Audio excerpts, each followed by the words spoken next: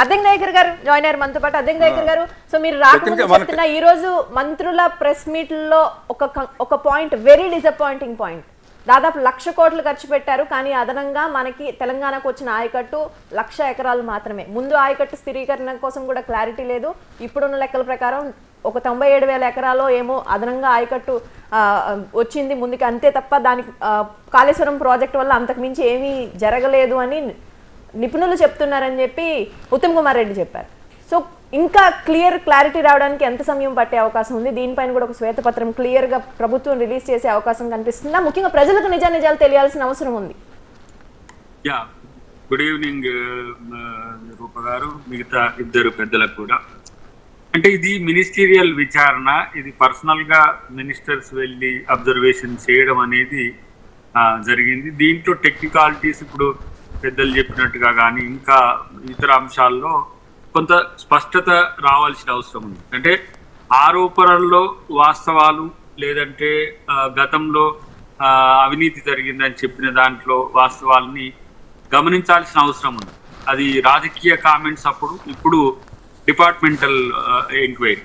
So దీంట్లో అక్కడ commit అయ్యిండ్రు అని చెప్తే దాని తర్వాత జరగబోయే విచారణ ఏ విధంగా ఉండాలి, రేంజ్ ఏ విధంగా ఉంటుంది, ఏజెన్సీస్ ఉంటుందా లేకపోతే డిపార్ట్మెంటల్గానా, లేకపోతే గతంలో బీజేపీ మిత్రులు కూడా డిమాండ్ చేసిన సిట్టింగ్ జడ్జితో విచారణ జరిపించాలని అట్లా కూడా వచ్చింది.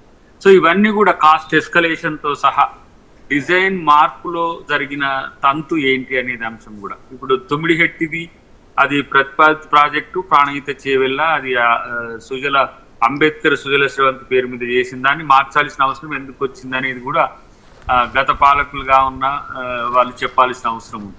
తర్వాత ఒక్క లిఫ్ట్ తోని తక్కువ స్టోరేజ్ ట్యాంక్స్ తోని 35,000 to 42,000 రేంజ్ లో కంప్లీట్ అయ్యే ప్రాజెక్ట్ ను దాదాపు ఒక 60% దానికి పూర్తి అయిన దాన్ని రీడిజైన్ పేరు మీద మళ్ళీ 10 సంవత్సరాల కాలం పాటు దాన్ని కొనసాగించడం. యూటిలిటీలో కూడా కాస్ట్ బెనిఫిట్ రేషియోకి సంబంధించిన అంశంలో కూడా ఎన్నోసార్లు చెప్పినాం. అది ఉత్తమ్ కుమార్ రెడ్డి గారు కూడా అప్పుడు పవర్ పాయింట్ ప్రజెంటేషన్ ఇచ్చినప్పుడు శ్రవణ్ గారు వారు కలిసి ఇచ్చినప్పుడు, శ్రవణ్ గారు టెక్నికల్ గా బీఆర్ఎస్ లో ఉండి ఉండొచ్చు. ఈ అంశాలన్నీ కూడా ఏదో వేగ్గా పొలిటికల్ స్టేట్మెంట్ గా కాదు, టెక్నోక్రాట్స్ తో పాటు దాన్ని ఇతమిద్దంగా ఎంక్వైరీ చేయడం అనేది లక్ష్యం. దాంట్లో అవినీతి ఏదైతే జరిగిందో దానికి సంబంధించిన అంశంలో బాధ్యులను శిక్షించడం అనేది కాదు, దాన్ని మళ్ళీ కట్టించాల్సిన బాధ్యత కూడా మన రాహుల్ గాంధీ గారు ఇటు రేవంత్ రెడ్డి గారితో పాటు అందరం చెప్పిన పరిస్థితి ఉన్నది. కాబట్టి ఒక ప్రాజెక్టుతో ప్రయోజనం అనేది ప్రాంతానికి మరింత మెరుగ్గా ఉండాల్సిన స్థితి నుంచి ఎందుకు 1,00,000 ఎకరాలకే వాళ్ళు ఇచ్చిన ఏమంటారు డాక్యుమెంట్స్ లో కూడా ఉన్నది 1,00,000 ఎకరాల లోపు మాత్రమే ఉన్నది. దాంట్లో ఇంకా మల్లంపేట కాలేదు, మలన సాగర్ కాలేదు, ఇంకో ప్యాకేజ్ బిడ్మానేరులో ఇంకోటి మిగిలే ఉన్నది. ఇప్పుడు మీకు రంగనాయకమ్మ కూడా అంతంత మాత్రంగానే ఉన్నది, కానీ కొండపోచమ్మ అయితే మొత్తం సామర్థ్యం మిగలలేదు, మొత్తం సామర్థ్యం నింపుదల కాలేదు, కేవలం ఫామ్ హౌస్ ఎంత వరకు వచ్చిన పరిస్థితి ఉన్నది. ఇవన్నీ కూడా దీంట్లో ల్యాండ్ ఎక్విజిషన్ అనేది ఒక పెద్ద అంశం. కాబట్టి 1,000 ఎకరాలు పైచిలకు వాళ్ళు ల్యాండ్ ఎక్విజిషన్ చేసిండ్రు, దానికి సంబంధించి కంపెన్సేషన్ కూడా ఇవ్వలేదు.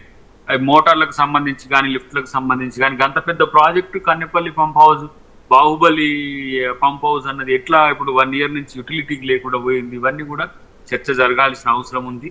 ప్రాజెక్టుల పేరు మీద జరిగిన అవినీత లేదంటే ఆర్థిక దుబారానా లేకపోతే ప్రభుత్వాన్ని మోసం చేసిన ఇంకెవరైనా వ్యక్తుల, ఇవన్నీ తేల్చాల్సిన అవసరం ఉందని నేను అనుకుంటున్నా. డెఫినెట్ గా త్వరలో స్పష్టత వస్తుంది.